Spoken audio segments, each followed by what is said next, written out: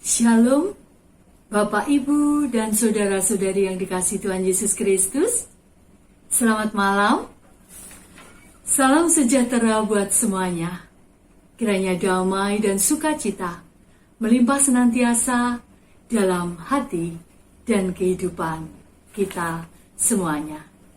Doa dan harapan kami, Bapak, Ibu, saudara-saudari semuanya, senantiasa dalam keadaan baik, sehat, dan penuh berkat Tuhan.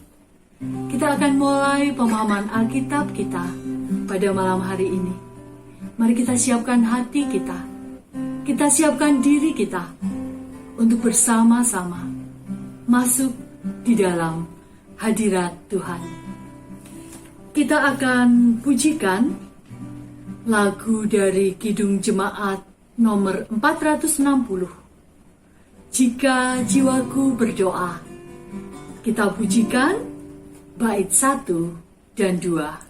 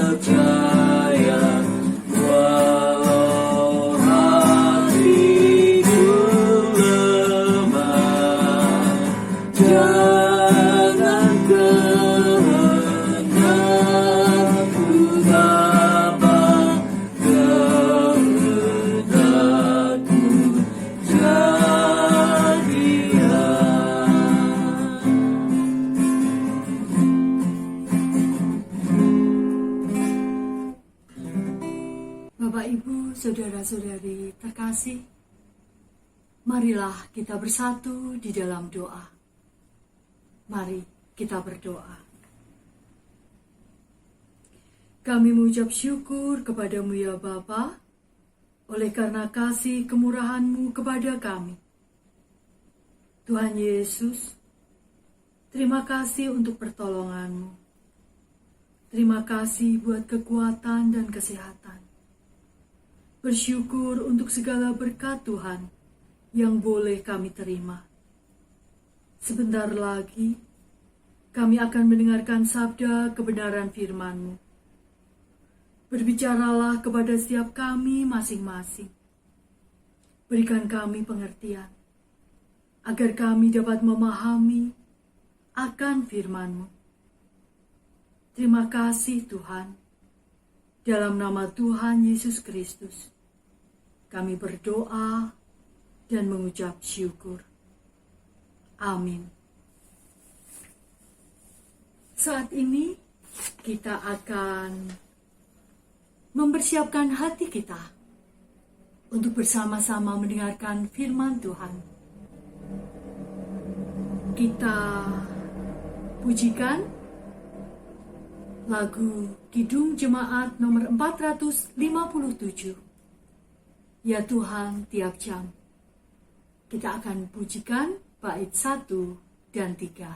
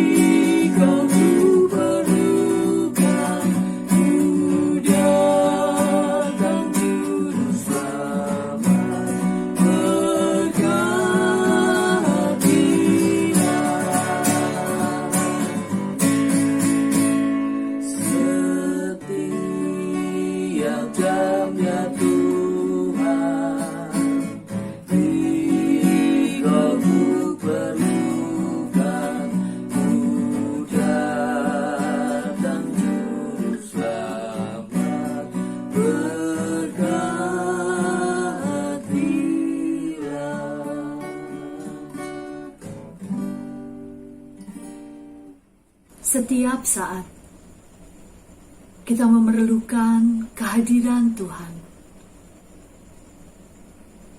Seperti firman Tuhan, setiap saat kita juga membutuhkannya untuk menjadikannya sebagai pelita di dalam kita menjalani hidup ini. Kita akan bersama-sama mendengarkan firman Tuhan. Firman Tuhan pada malam hari ini akan disampaikan oleh Ibu Widiatmani Dewi dengan tema Hidup Beribadah. Monggo Ibu Dewi, waktu dan tempat kami serahkan. Terima kasih untuk Mbak Ruri dan juga Mas Andi yang menemani saya di dalam pelayanan PA pada malam hari ini. Bapak Ibu dan saudara-saudara yang terkasih, jemaat Gereja Sabda Mulia yang diberkati oleh Tuhan Yesus, selamat bertemu kembali di dalam PA online malam hari ini.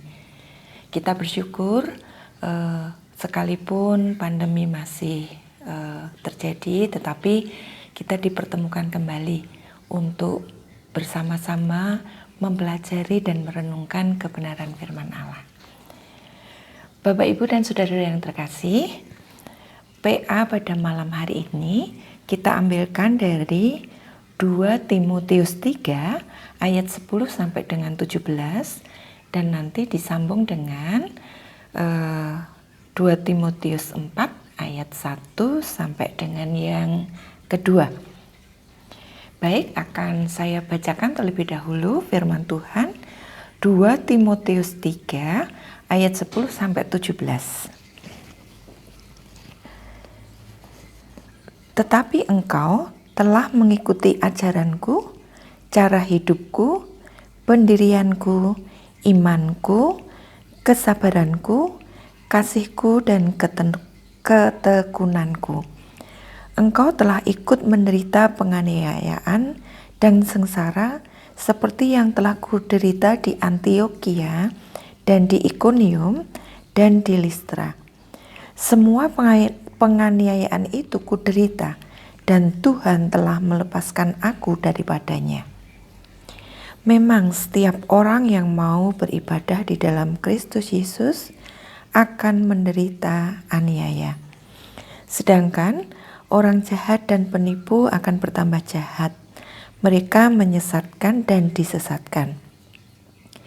Tetapi hendaklah engkau tetap berpegang pada kebenaran yang telah engkau terima dan engkau yakini, dengan selalu mengingat orang yang telah mengajarkannya kepadamu.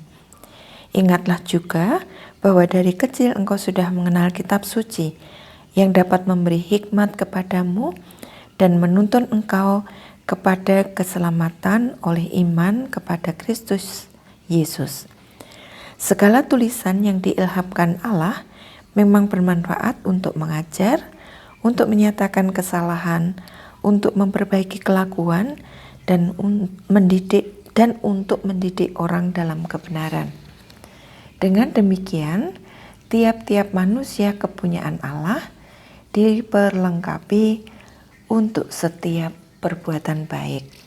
Kemudian dilanjutkan dengan 2 Timotius 4 ayat 1 yang sampai 2. Demikian firman Tuhan.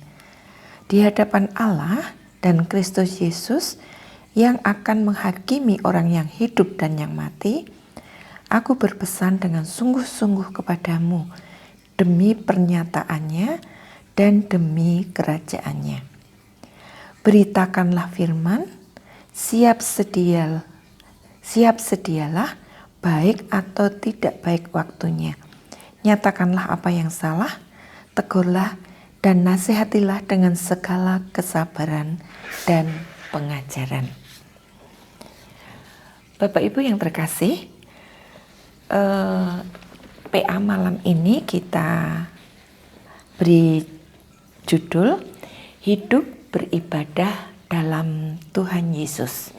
Nah, Bapak Ibu, jikalau kita memperhatikan hidup kita, pernahkah kita masing-masing mengingat kira-kira siapa orang yang pertama kali menolong kita memperkenalkan pada Tuhan Yesus? Nanti coba kalau ada waktu kita masing-masing merenungkannya. Nah, Bapak, Ibu, dan Saudara yang terkasih dan diberkati oleh Tuhan Yesus, perikop yang kita pelajari malam hari ini merupakan bagian dari surat pribadi Rasul Paulus kepada anak rohaninya, yaitu Timotius. Surat ini merupakan surat yang kedua yang dikirim oleh Rasul Paulus kepada Timotius, berisi tentang nasihat bagaimana Timotius diminta oleh Paulus untuk hidup beribadah dalam Tuhan Yesus, dan juga berbagai nasihat lain, di antaranya supaya bertekun dalam iman, kemudian melakukan tugas pemberita Injil dan juga tugas pelayanannya. Bapak Ibu yang diberkati Tuhan, mari kita bersama-sama melihat ayat demi ayat dari perikop yang sudah kita baca tadi. Hidup beribadah mengikuti Tuhan Yesus pada ayat yang ke-10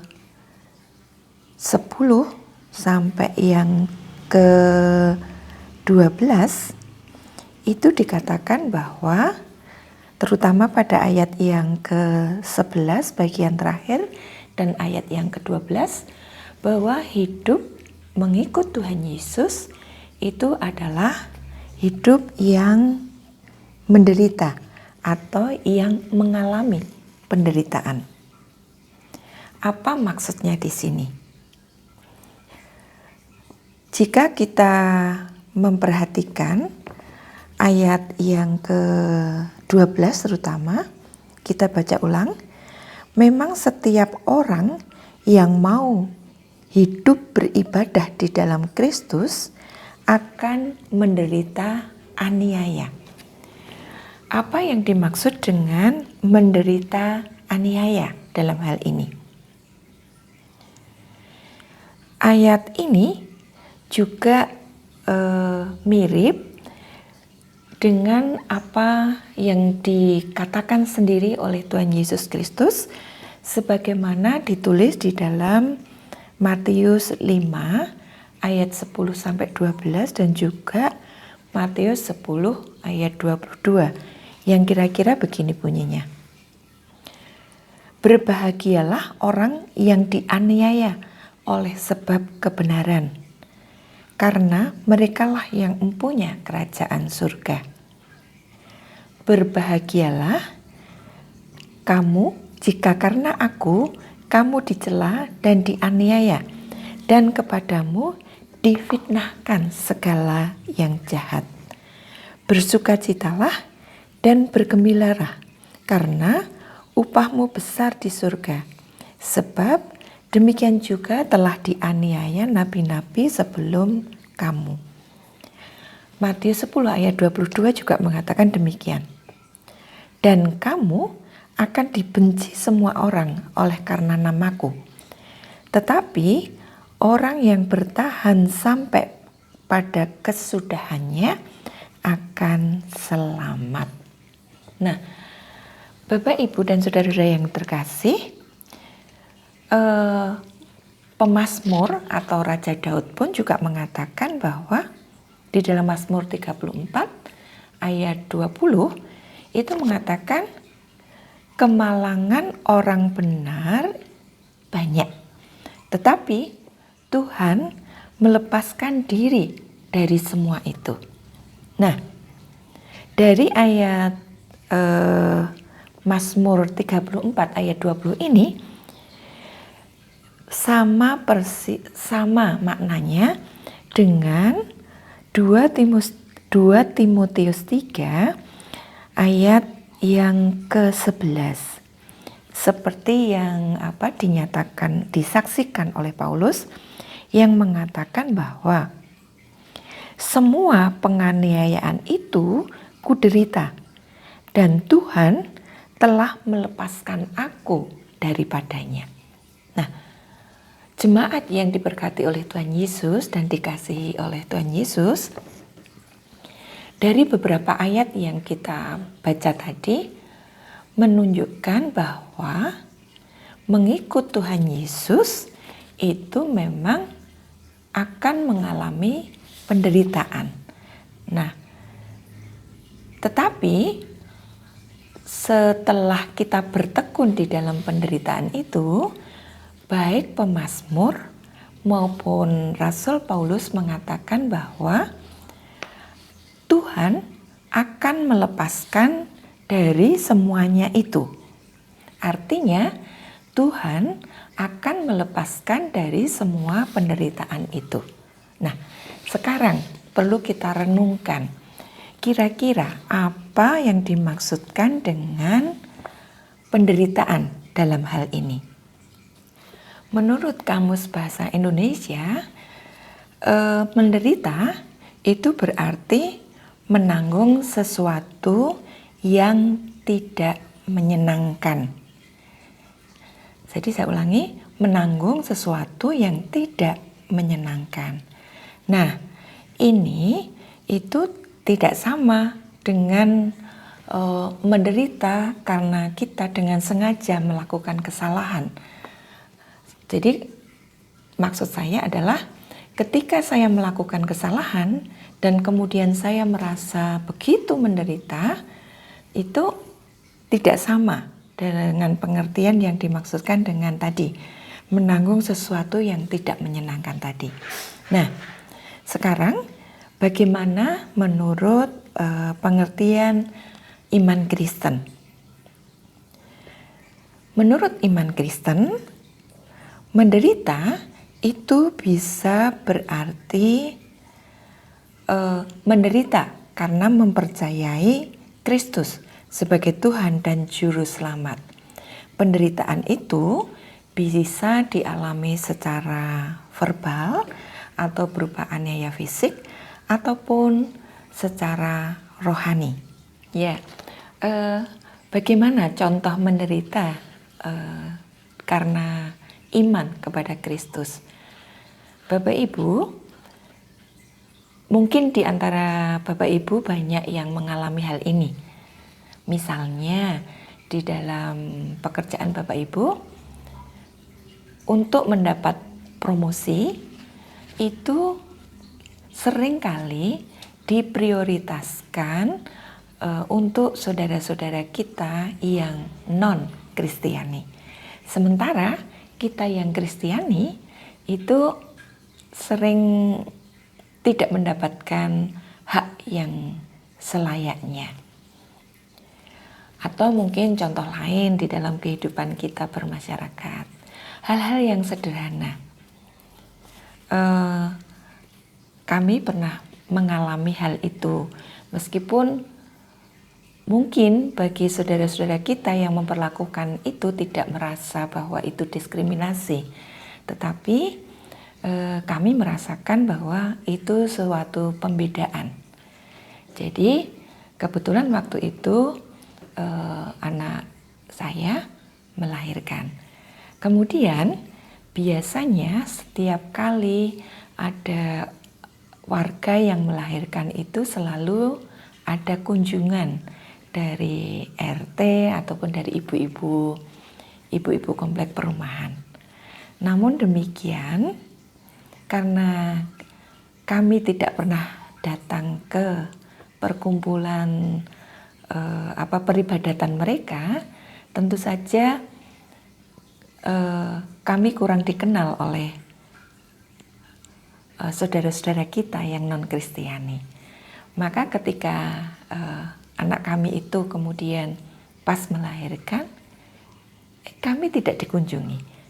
Sementara yang lain itu dikunjungi. Meskipun mereka tahu bahwa anak kami itu benar-benar melahirkan.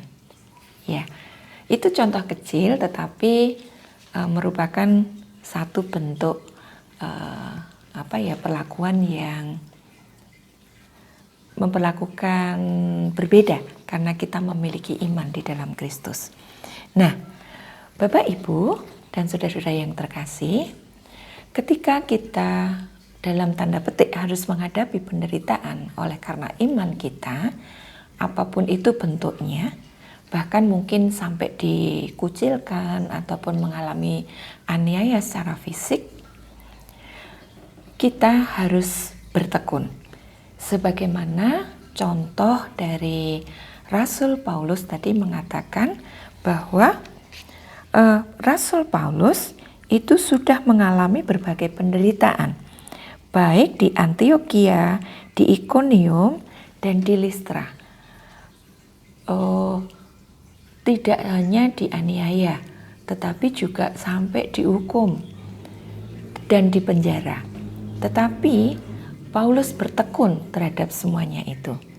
Contoh lain lagi yang perlu kita teladani dari pahlawan-pahlawan iman dalam mereka bertekun. Banyak sekali pahlawan iman di dalam kesengsaraan mereka tetap bertekun. Siapa contohnya yang paling terkenal? Yang sering kali kita diskusikan ketika memberikan contoh tentang aniaya ini atau mengalami pencobaan yang luar biasa, yaitu Ayub. Sekalipun pencobaannya bertubi-tubi atau ujian yang dialami oleh Ayub itu bertubi-tubi, tetapi Ayub tetap bertekun dan setia. Contoh lain adalah teladan dari Tuhan Yesus sendiri. Tuhan Yesus sendiri yang menanggung berbagai kesengsaraan yang bukan karena kesalahan Yesus, tetapi Tuhan Yesus bertekun dan tidak menolak sengsara itu, tetapi setia sampai Tuhan Yesus rela menyerahkan nyawanya dan mati di kayu salib. Nah, itu semua menjadi teladan kita bahwa kita orang Kristen memang menghadapi berbagai aniaya. Bapak, Ibu, dan saudara-saudara yang diberkati oleh Tuhan Yesus Kristus, penderitaan atau sengsara itu juga bisa bermakna secara rohani, yaitu berupa intimidasi dari iblis. Hal itu sudah diungkapkan juga oleh Rasul Paulus di dalam Efesus 6 ayat 12 yang berkata demikian. Karena perjuangan kita bukanlah melawan darah dan daging, tetapi melawan pemerintah-pemerintah, melawan penguasa-penguasa, melawan penghulu-penghulu dunia yang gelap ini, melawan roh-roh jahat di udara.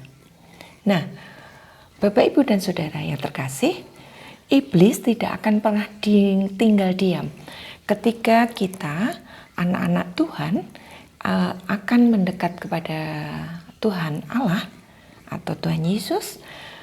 Iblis pasti akan selalu mencari cara atau celah untuk menjauhkan kita dari kasih Allah. Dan itu menimbulkan suatu aniaya secara rohani di dalam diri kita. Tetapi Rasul Paulus menasihatkan juga bahwa supaya kita menang melawan tipu muslihat iblis, maka di dalam Efesus 6 ayat 11 atau bahkan Efesus 6 ayat 10 sampai 17, nanti Bapak Ibu bisa membacanya. Paulus menasihatkan supaya kita mengenakan seluruh perlengkapan senjata Allah, yaitu berikat pinggangan kebenaran, berbaju sirahkan keadilan, berketopongan keselamatan, berkasutkan kerelaan memberitakan Injil. Kemudian dalam segala hal kita dinasihatkan supaya mempergunakan perisai iman supaya kita dapat bertahan dan melawan terhadap pencobaan iblis. Selain itu, kita juga dinasihatkan untuk mengenakan pedang roh, yaitu kebenaran firman Allah. Nah, jemaat yang diberkati oleh Tuhan Yesus Kristus,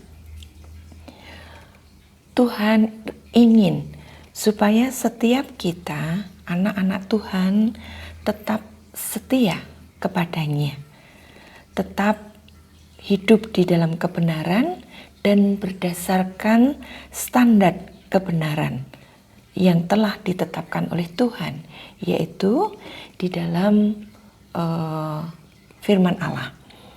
Kemudian kita diminta untuk tidak mengurangi apa yang menjadi tuntutan di dalam firman Allah tersebut.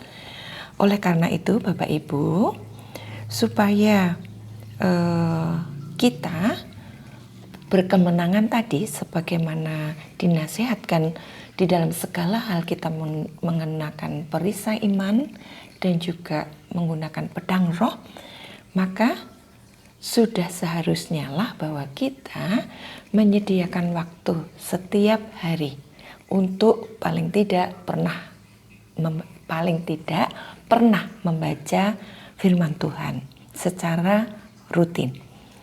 Nah, di dalam 2 Timotius 2 ayat 3 menasihatkan kepada kita, ikutlah menderita sebagai seorang prajurit yang baik dari Kristus Yesus. Nah, itu baru poin yang pertama, bagaimana kita beribadah kepada Tuhan Yesus Kristus, yaitu harus bertekun dan menghadapi setiap penderitaan ataupun pencobaan yang harus kita alami. Dan ingat bahwa di dalam setiap penderitaan itu Tuhan akan menyediakan pertolongannya. Yang kedua, untuk hidup beribadah di dalam Tuhan Yesus Kristus, kita harus berpegang pada kebenaran berdasarkan kitab suci, sebagaimana yang dituliskan di dalam ayat 14 sampai dengan 17. Bapak Ibu yang diberkati oleh Tuhan, kitab suci dikatakan merupakan tulisan yang diilhamkan Allah, bermanfaat untuk menyatakan, untuk mengajar, untuk menyatakan kesalahan, untuk memperbaiki kelakuan, dan untuk mendidik orang di dalam kebenaran. Nah, Paulus berusaha mengingatkan Timotius bahwa sejak dari kecil Timotius itu sudah mengenal kitab suci yang diperkenalkan oleh neneknya Louis dan juga oleh ibunya Eunike. Kitab suci atau firman Tuhan itu menjadi standar hidup yang seharusnya menjadi pegangan kita orang-orang Kristen. Jadi dikatakan bahwa ayat 15, dengan membaca kitab suci itu akan menolong kita, menuntun kita untuk berhikmat dan juga menolong kita pada keselamatan oleh iman kepada Kristus. Jadi membaca Alkitab itu tidak pernah rugi. Sekalipun seringkali kita merasa bahwa kok saya membaca Alkitab tetapi tidak mengerti artinya ya. Tidak apa-apa Bapak Ibu dan saudara-saudara yang terkasih. Ketika kita membacanya belum mengerti artinya, kita terus berdoa mohon pertolongan Roh Kudus untuk menolong kita memahami kebenaran firman Allah. Nanti Roh Kudus yang akan menolong kita untuk memahaminya dengan berjalannya waktu. Nah, bagaimanakah Bapak Ibu dan Saudara? Apakah ada di antara kita yang belum menyisihkan waktu untuk membaca Alkitab? Jikalau memang ada yang belum menyisihkan waktu, mari saya ajak bersama-sama paling tidak 1-2 ayat setiap hari kita membacanya. Apalagi kalau kita memiliki waktu, kita renungkan apa makna dari firman itu dan apa yang harus kita lakukan di dalam hidup kita. Bapak Ibu yang terkasih, di dalam ayat yang ke-14 tadi Paulus mengatakan bahwa kita supaya mengingat kepada orang yang telah mengajarkan kebenaran itu kepada kita. Nah, maka pada awal tadi saya menanyakan kepada kita semua, masih ingatkah kita siapa yang menolong kita pertama kali untuk mengenal kitab suci atau mengenal Tuhan Yesus secara pribadi? Kalau nanti Bapak Ibu atau kita semua sudah mengingatnya, kita mendoakan supaya saudara-saudara atau Bapak Ibu tersebut dipakai Tuhan semakin berlimpah-limpah lagi untuk menjadi sarana bagi kemuliaannya, dan keluarganya juga diberkati supaya semakin menjadi berkat bagi saksi Kristus. Nah, tetapi bagaimana kalau Bapak Ibu yang mengenalkan kita itu sudah dipanggil Tuhan? Ya, yang kita doakan adalah keluarga yang ditinggalkan. Supaya juga dipakai oleh Allah untuk menjadi saluran berkat bagi orang lain. Nah, dan yang bagian yang terakhir, bagian yang ketiga dari hidup beribadah di dalam Tuhan Yesus Kristus adalah memberitakan firman. Sebagaimana ditulis di dalam 2 Timotius 4 ayat yang kedua, dikatakan demikian. Beritakanlah firman, siap sedialah, baik atau tidak baik waktunya. Nyatakanlah apa yang salah, tegurlah dan nasihatilah dengan segala kesabaran dan pengajaran.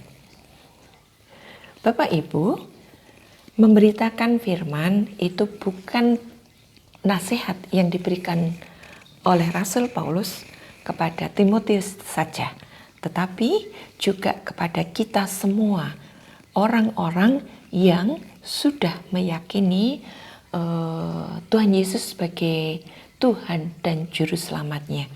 Sebagaimana Tuhan Yesus sendiri juga berpesan sebelum Tuhan Yesus naik ke surga, bahwa kita diminta untuk pergilah, beritakanlah firman sampai ke ujung dunia, supaya semakin banyak orang yang dimenangkan dan diselamatkan di dalam Tuhan Yesus Kristus. Karena kerinduan Allah yang terbesar adalah menyelamatkan seluruh umat manusia. Jadi marilah kita melakukan itu.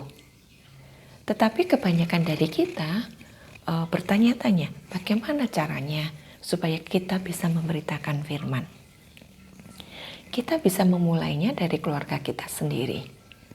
Misalnya, memperkenalkan bagaimana membaca firman Allah kepada anak cucu kita. Sebagaimana tadi Paulus juga menyampaikan bahwa neneknya Timotius dan juga ibunya Timotius juga memperkenalkan Timotius untuk membaca firman Allah, yang akhirnya juga menolong Timotius untuk bertumbuh di dalam iman dan akhirnya menjadi murid Kristus yang setia. Nah, Bapak, Ibu, dan saudara-saudara yang diberkati oleh Tuhan Yesus Kristus, marilah kita setia dan bertekun dalam memelihara iman sampai garis finish, sebagaimana yang telah diteladankan oleh Tuhan Yesus, sebagaimana ditulis di dalam Filipi 2 ayat 8, dan juga diteladankan oleh Rasul Paulus, sebagaimana ditulis di dalam 2 Timotius 4 ayat 7. Aku telah mengakhiri pertandingan yang baik, aku telah mencapai garis akhir, dan aku telah memelihara iman. Kita sebagai orang-orang Kristen harus setia sampai akhir. Lalu apa upahnya ketika kita bertekun di dalam penderitaan, bertekun di dalam membaca firman Allah, bertekun di dalam memberitakan kebenaran Allah melalui hidup kita masing-masing? Janjinya adalah, sekarang telah tersedia bagiku mahkota kebenaran yang akan dikaruniakan kepadaku oleh Tuhan, Hakim yang adil, pada harinya. Tetapi bukan hanya kepadaku, melainkan juga kepada semua orang yang merindukan kedatangannya. Itu bisa dibaca dari 2 Timotius 4 ayat yang ke-8. Jadi, marilah Bapak Ibu, saudara-saudara yang diberkati oleh Tuhan Yesus, yang dipeliharanya dengan kekuatannya yang ajaib, marilah kita terus tekun beribadah kepada Tuhan Yesus dengan cara terus setia menanggung penderitaan yang diizinkan terjadi dalam kehidupan kita masing-masing. Kemudian terus bertekun di dalam membaca firman Allah dan melakukan di dalam kehidupan kita sehari-hari, dan juga memberitakan firman Tuhan dalam berbagai cara dan dalam berbagai bentuk di dalam kehidupan kita. Tuhan Yesus memberkati. Amin. Bapak, Ibu, dan Saudara yang terkasih, sebelum kita menutup acara PA pada malam hari ini, mari kita bersama-sama berdoa syafaat. Mari saya antarkan. Bapa di surga yang Maha Kudus, Maha Mulia, Maha Baik, Tuhan kami yang Maha Pengasih, kami menyembah Engkau Tuhan di dalam nama Tuhan Yesus Kristus yang sudah berkenan menjadi Tuhan dan Juru Selamat kami, dan di dalam persekutuan Roh Kudus, Roh Allah yang menolong kami berdoa kepadamu. Bapa, kami sungguh mengucap syukur untuk firman kebenaran-Mu yang menolong kami bagaimana kami harus hidup beribadah di dalam Tuhan Yesus selama sisa hidup kami. Tuhan, terima kasih untuk jalan yang jelas Engkau tunjukkan bagi kami, bahwa kami memang harus menghadapi aniaya atau penderitaan di dalam mengiring Kristus. Tetapi Tuhan juga menunjukkan, telah membuktikan pada pahlawan-pahlawan iman bahwa Engkau memberikan jalan keluar dan menolong terhadap setiap penderitaan yang harus dialami. Dan itu kami yakini juga masih berlaku hingga saat ini pada masa hidup kami dan juga sampai kekekalan. Bapa yang Maha Tinggi, Allah kami, tolonglah kami Tuhan untuk sungguh-sungguh hidup beribadah kepadamu. Dan Roh Kudus, tolonglah kami untuk kami mengerti bagaimana kami harus menerapkan firman-Mu ini di dalam kehidupan kami sehari-hari. Tolong kami Tuhan untuk membaca firman Allah dan membangun persekutuan pribadi dengan Engkau. Ajarlah kami untuk berdoa dengan sungguh-sungguh, menghayati setiap peristiwa bahwa itu ada penyertaan Allah di dalamnya. Bapa di surga, perkenankan kami mendoakan untuk gereja kami, Sabda Mulia, dengan berbagai rancangan kegiatan program kerja yang telah ditetapkan. Kami mendoakan Tuhan untuk penyelesaian pembangunan lahan parkir dan juga penyelesaian untuk tanggungan beban pinjaman untuk melunasi lahan parkir ini. Kami memohon pertolongan Allah sebagaimana Engkau sudah memberkati selama ini ya Tuhan. Kiranya Engkau melanjutkan kasih setia-Mu, membuka jalan dan menolong kami seluruh warga jemaat untuk lebih bermurah hati di dalam kami turut mengambil bagian di dalam pekerjaan pelayanan ini. Bapa di surga, kami juga mendoakan untuk program-program kerja yang lain. Kami memohon dan meletakkan itu semuanya di dalam kasih karunia-Mu ya Allah, supaya setiap program kerja itu dapat dilaksanakan secara baik, dan itu membangun iman jemaat, menjadi kesaksian bagi orang-orang di sekitar kami, dan pelayanan gereja Tuhan di Sabda Mulia kiranya berkenan dan menjadi hormat kemuliaan Allah. Bapa, secara khusus kami mendoakan untuk saudara-saudara kami yang saat ini sedang sakit, baik di rumah sakit maupun di rumah, terutama terkhusus untuk saudara-saudara kami yang sedang terpapar COVID-19. Tuhan Allah, Engkau sendiri yang hadir untuk menguatkan, meneguhkan iman saudara-saudara kami, supaya tetap teguh, tetap memiliki damai sejahtera Kristus sekalipun masih harus merasakan sakit. Tuhan, oleh bilur-bilur-Mu Tuhan, kami meyakini, kami memohonkan berkat daripada-Mu. Tuhan menjamah saudara-saudara kami ini, supaya saudara-saudara kami boleh segera sembuh, dipulihkan, dan yang di rumah sakit boleh segera pulang kembali ke rumah, dan yang ada di rumah ataupun di mana juga Tuhan memberkati supaya boleh segera sehat kembali.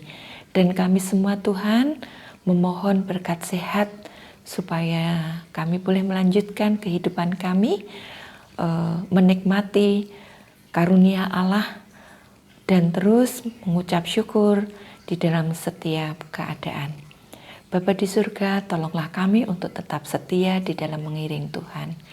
Bapa di surga, kami mendoakan untuk bangsa dan negara kami dengan berbagai persoalan dan pergumulan.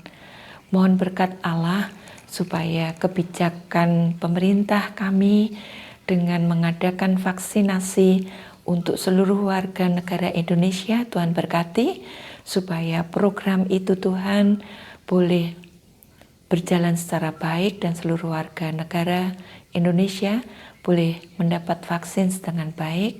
Dan Bapa, upaya pemerintah ini Tuhan berkati, supaya imunitas warga negara Indonesia semuanya boleh ditingkatkan untuk menghadapi kemungkinan virus corona ini di dalam menyerang kami, supaya kami boleh bertahan melawannya. Bapa yang Maha Tinggi Allah kami, demikian juga untuk berbagai bencana alam dan juga keadaan yang sedang kami alami, kami mendoakan untuk saudara-saudara kami yang oleh karena bencana alam mengalami penderitaan. Tuhan, kiranya Engkau menghiburkan, menguatkan, memberikan jalan keluar atas segala permasalahan yang mereka hadapi. Secara khusus kami mendoakan untuk musibah tenggelamnya kapal selam yang baru-baru ini terjadi. Kami mendoakan untuk seluruh keluarga yang ditinggalkannya, kiranya Tuhan menghiburkan, Tuhan memberikan kekuatan. Bapa, kami memohonkan berkat secara khusus bagi Bapak Presiden kami, Bapak Wakil Presiden. Tuhan anugerahkan perlindungan, Tuhan berkati dengan kesehatan, Tuhan tambahkan hikmat marifat, dan tambahkan kapasitas beliau Tuhan untuk memimpin bangsa ini, supaya dengan perlindungan Allah, hikmat dari Allah, Bapak Presiden, Bapak Wakil Presiden boleh mengkoordinasikan segala sesuatunya kepada para menteri, para pemimpin masyarakat, dan semua warga negara, supaya kami tetap bersatu untuk mewujudkan negara Indonesia yang tenteram dan adil makmur. Bapak yang Maha Tinggi, secara khusus kami mendoakan untuk Bapak Pendeta kami, Bapak Dhani Arianto beserta Ibu. Tuhan memberkati pelayanannya, tambahkanlah kapasitas beliau untuk semakin memperlebar arena pelayanannya. Tuhan teguhkan, Tuhan kuatkan, Tuhan hiburkan di dalam melaksanakan tugas pelayanannya.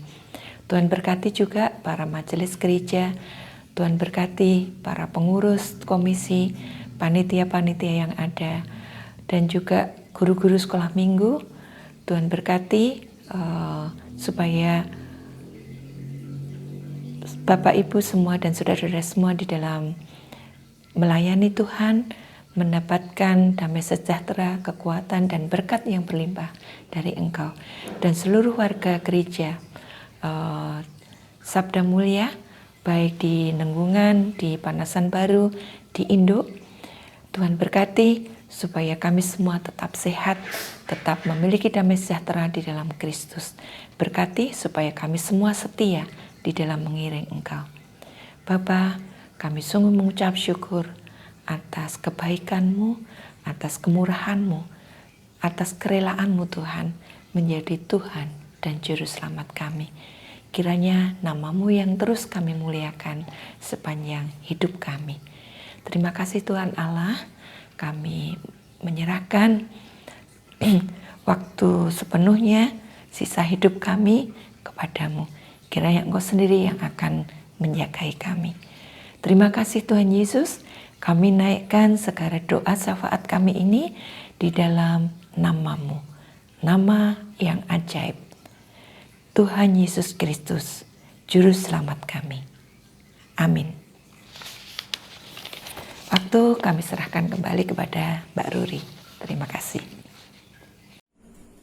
Terima kasih Bu Dewi yang sudah menyampaikan firman Tuhan pada malam hari ini. biarlah firman yang sudah kita dengar dan kita pahami bersama akan menjadi kekuatan bagi kita semuanya di dalam kita menjalani kehidupan ini. Kita akan akhiri PA kita pada malam hari ini dengan memuji nama Tuhan dari Kidung Jemaat nomor 400, Kudaki Jalan Mulia. Kita akan puji bait 1 dan 2.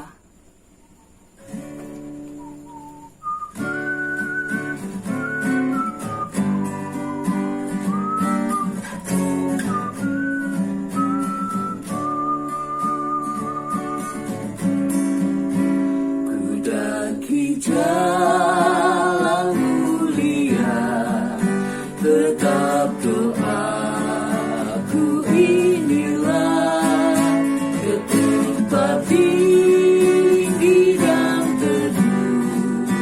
Tuhan mantapkan langkahku, ya Tuhan agar diriku lebih dekat kepadamu di tempat tinggi yang teduh. Tuhan mantapkan langkahku.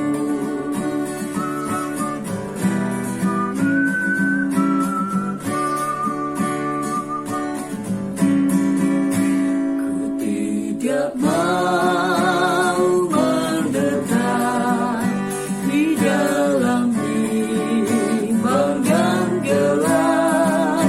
Rinduanku, tujuanku, tempat yang tinggi dan teduh. Ya Tuhan, angkat diriku lebih dekat kepadamu di tempat tinggi dan teduh. Tuhan mantapkan langkahku.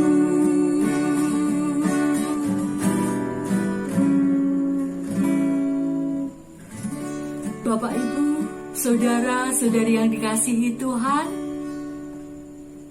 tetap jaga kebersihan, jaga kesehatan, tetap kuat, tetap semangat. Tuhan Yesus memberkati kita semuanya. Selamat malam.